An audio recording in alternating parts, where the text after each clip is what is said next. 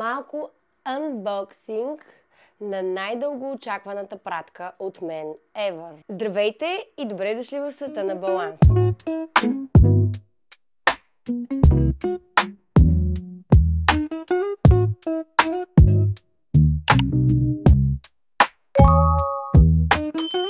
Като един wellness ентусиаст нямаше как да не си поръчам смарт пръстен. След дълги проучвания, прекарани в TikTok, YouTube, Google и така нататък, стигнах до извода, че няма да си взимам Oura Ring, а ще си взема Ultra Human Air, тъй като първо е значително по-евтин. Аз исках, разбира се, златен, така че първо е значително по-евтин. Забравих си мисълта. И второ, няма subscription, няма monthly fee, така че няма да се налага да давате един път 500 плюс долара и след това всеки месец по още 12 долара.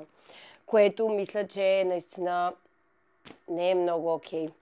Първото нещо, което направих, за да си поръчам пръстена, влязох в официалния сайт на Ultrahuman, стигнах до край с поръчката и направих онлайн плащане. След това получих сайзинг кит. Ето така изглежда. Ето тук са различните. Това е моя. Препоръчва се, след като получите и си харесате съответния размер, да го оставите на пръстена си. Първо трябва да го сложите така, че ето тази по-дебелената част от страната на длънта, ето така, и да си го оставите на пръста за поне 2 денонощия, да спите с него поне 2 вечери, да тренирате с него, да правите всичко, което правите обикновено, носейки го, да изчакате все пак да имате и леко подуване на пръстите, което е нормално. И след като го използвате, след това да си попълните в поръчката кой размер сте си избрали. Нещо, което трябва да знаете е, че самия пръстен пристигна от Индия, при което в DHL се наложи стоката да бъде освободена от митница, така че там имаше малко лека такава по-деликатна ситуация, но слава богу, всичко мина доста безпроблемно, не съм плащала допълнително пари. Благодарение на това, че имам квалифициран електронен подпис, успях да си извадя EORI номер от агенция Митници онлайн. Беше изключително трудно, отне около 2 часа ровене в този сайт, но въпреки всичко стана веднага. Тоест на момента, в който подавате заявката за EORI номер, той се генерира.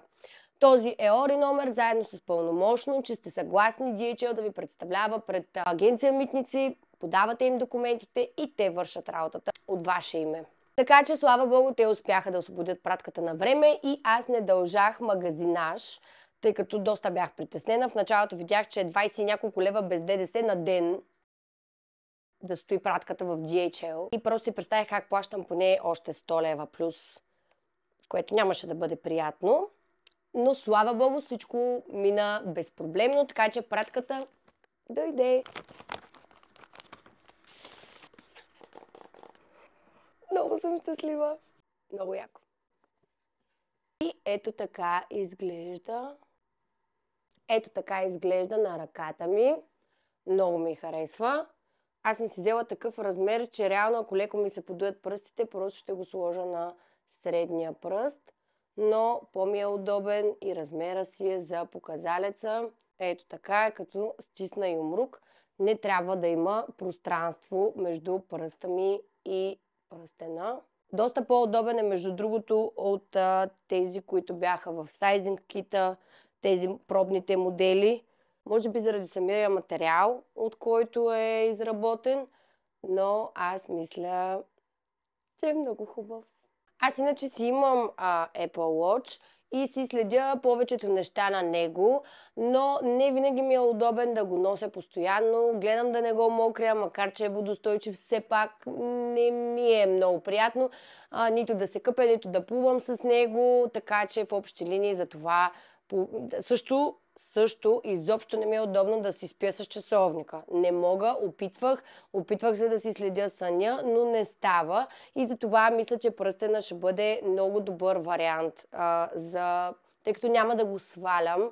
Ще се къпя с него, ще спя с него, ще правя всичко с него и затова мисля, че ще даде много по-точни измервания цялостно. Хубавото е, че има и такъв допълнителен модул, който е за жени. Може да проследи овулацията спрямо температурата на тялото. Така че това е много яко.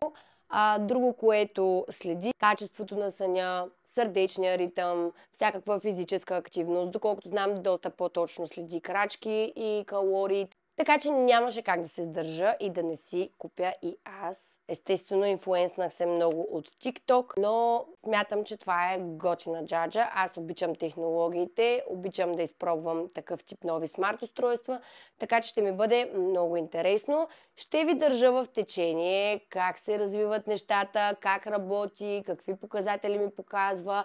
Нямам търпение да си видя съня. Това е един допълнителен стимул да се опитам наистина да си лягам и да ставам по едно и също време. Старая се да го правя, но все пак е трудно. Но така имам още един стимул да го правя. Това беше от мен. Чао!